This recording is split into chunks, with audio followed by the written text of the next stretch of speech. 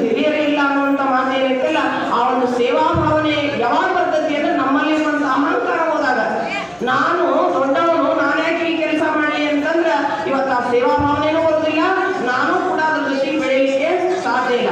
ಆ ಹಿನ್ನೆಲೆಯೊಳಗೆ ನಮ್ಮಲ್ಲಿರುವಂತ ಪ್ರಧಾನವಾದ ಒಂದು ಸೇವೆಯನ್ನಾಗಿ ನಾವು ಪರಿವರ್ತನೆ ಮಾಡ್ಕೊಳ್ಬೇಕು ಅಂತ.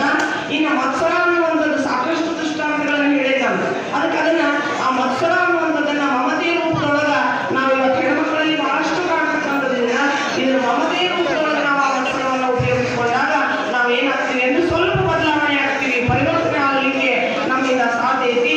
ಹೀಗಾಗಿ ಈ ಶರಣರ ಚರಿತ್ರೆಯಲ್ಲೇ ಕೇಳೋದ್ರಿಂದ ಏನಾಗ್ಬೇಕು ನಾವು ಅಂತಂದ್ರ ಈ ಒಂದು ದೇಹದ ವಿಕಾರ ಗುಣಗಳನ್ನು ಅಳಬೇಕು, ದೇಹಕ್ಕೆ ಒಂದಿಷ್ಟು ಅಂಟಿಕೊಂಡಿರುವಂತ ವಿಕಾರ ಗುಣಗಳನ್ನು ಕಳ್ಕೊಳ್ಬೇಕು.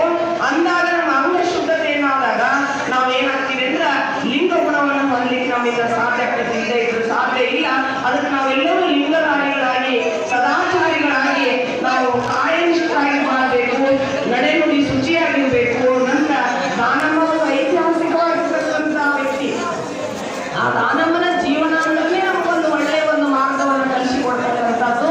ಹೀಗಾಗಿ ಯಾವಾಗಲೂ ಕೂಡ ಭಕ್ತರ ಮನಸ್ಸಿನಲ್ಲಿ ಇಟ್ಟುಕೊಂಡಿರ್ತಕ್ಕಂಥ ದಾನಮ್ಮ ಭಕ್ತಿಯ ಒಂದು ಬೀಜವನ್ನು ಬಿತ್ತಿ ಜ್ಞಾನದ ಒಂದು ನೀರನ್ನ ಎರೆದಾಗ ಅಲ್ಲಿ ಏನಾಗ್ತಾ ಇದೆ ಅಂತಂದ್ರೆ ನಮಗೆ ಯಾವಾಗಲೂ ಭಕ್ತಿಯನ್ನು ಕೊಡ್ತಕ್ಕಂಥ ದಾನಮ್ಮ ನಾವೆಲ್ಲರೂ ನೆನಪಿಕೊಳ್ಬೇಕು. ನೀವು ಹೇಳ್ತಿಲ್ಲ, ಅಂತರಂಗವನ್ನು ಒಂದಿಷ್ಟು ಒಳ್ಳೆಯ ಗುಣಗಳನ್ನು ಇಟ್ಕೊಂಡು ಸದ್ಗುಣಿಗಳಾಗಿ ದಾನವನ್ನು ನೆನೆಸಿದ್ರೆ ಯಾವ ಸಂದರ್ಭದಲ್ಲಿ ಆದರೂ ಕೂಡ ನಿಮ್ಗೆ ಆಕಿ ಹಸ್ತಮಸ್ತಕ ಸಂಯೋಗದಿಂದ ನಿಮ್ಗೆ ಯಾವತ್ತೂ ನಿಮ್ಗೆ ನೀಡಿರ್ತಕ್ಕಂಥವ್ರು ಆಗ್ತಾ ಇದ್ದಾರೆ. ಹೀಗಾಗಿ ವ್ಯಕ್ತಿ ಇವತ್ತೇನಾದ್ರೂ ಸಾಧನೆ ಮಾಡಿದಾಗ ಮಾತ್ರ ದೊಡ್ಡವನಾಗ್ತಾನೆ. ಅದಕ್ಕೆ ನಾವು ಏನ್ ಹೇಳ್ತೀವಿ ಅಂತಂದ್ರೆ ಇವತ್ತು ನಾವು ಪ್ರತಿಯೊಬ್ಬರು ಸಾಧನೆ ಇಲ್ಲದೆ ಸತ್ತರೆ ಸಾವಿಗೆ ಅವಮಾನ, ಆದರ್ಶ ಇಲ್ಲದೆ ಸತ್ತರೆ ಬದುಕಿಗೆ ಅವಮಾನ, ಅಡುತ್ತ ಭೂಮಿಗೆ ಬಂದಿರತಕ್ಕಂಥ ನಾವುಗಳು ಸಾಯುವ ಮುಂದೆ ಇಡೀ ಜಗತ್ತೇ ನಮ್ಮನ್ನು ನೋಡಿ ಕಣ್ಣೀರಿಡುವಂತೆ ನಾವು ಬದುಕಬೇಕು ಅನ್ನುವಂಥದ್ದು ನಾವೆಲ್ಲರೂ ಕಲ್ತ್ಕೊಳ್ಬೇಕು.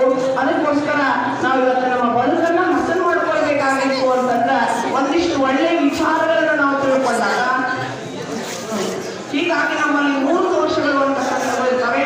ಮನಸ್ಸಿಗೆ ಅಂಟಿಕೊಂಡಿರ್ತಕ್ಕಂಥ ಈ ದೋಷಗಳನ್ನ ನಿವಾರಣೆ ಮಾಡ್ಕೋಬೇಕಾಗಿತ್ತು ಅಂತಂದ್ರೆ ನಾವೇನ್ ಮಾಡ್ಬೇಕು ಅಂತಂದ್ರೆ ಒಂದಿಷ್ಟು ಪ್ರವಚನಗಳನ್ನ ಒಳ್ಳೆಯ ವಿಚಾರಗಳನ್ನ ಕೇಳಿ ಜೀವನವನ್ನ ಪಾವನವಾಗಿ ಮಾಡ್ಕೊಳ್ಬೇಕು.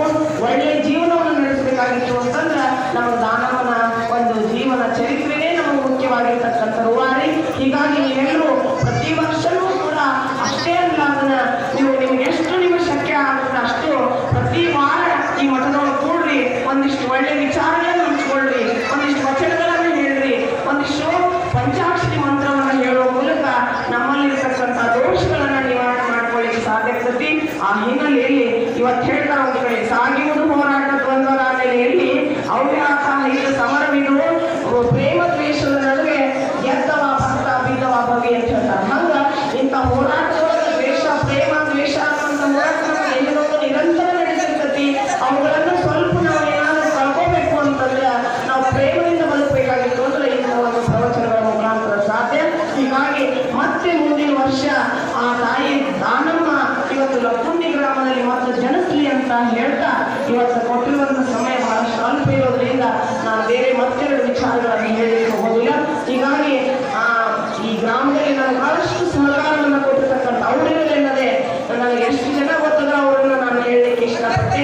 ಹೀಗಾಗಿ ಎಲ್ಲರಿಗೂ ಕೂಡ ನನ್ನ ಮೇಲೆ ಪ್ರೀತಿ ವಿಶ್ವಾಸ ಇಟ್ಕೊಂಡು ನಮ್ಮ ಅಚ್ಚಾರ ಆಶೀರ್ವಾದದಿಂದ ನಮ್ಮ ಮುಂದರಿಗೆ ಅಂತ ಹೇಳ್ಯಾರ ಅಂತ ಹೇಳಿ ನಾನು ಇವತ್ತು ಈ ಒಂದು ಪ್ರವಚನ ನುಡಿಯನ್ನು ಹೇಳಿ ನಾನು ಬಂದಿರ್ತಕ್ಕಂಥದ್ದು.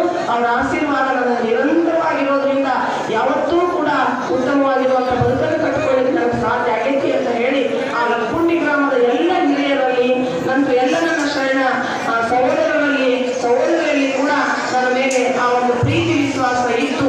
ಅದನ್ನು ನಾನು ನಿರಂತರವಾಗಿ ಉಳಿಸ್ಕೊಳ್ತೀನಿ. ಈ ಒಂದು ಉಪಕಾರ ಸ್ಮರಣೆ ಅನ್ನುವಂಥದ್ದು ನಾನು ನಿರಂತರವಾಗಿ ನನ್ನ ಇಟ್ಕೊಂಡು ಮತ್ತೊಮ್ಮೆ ನನಗೆ ಅವಕಾಶವನ್ನು ಮಾಡಿಕೊಟ್ಟಿರ್ತಕ್ಕಂಥ ಎಲ್ಲ ಶರಣ ಬಂಧುಗಳಿಗೆ ನಾನು ಅನಂತ ಶರಣ ಆಗ್ತದೆ.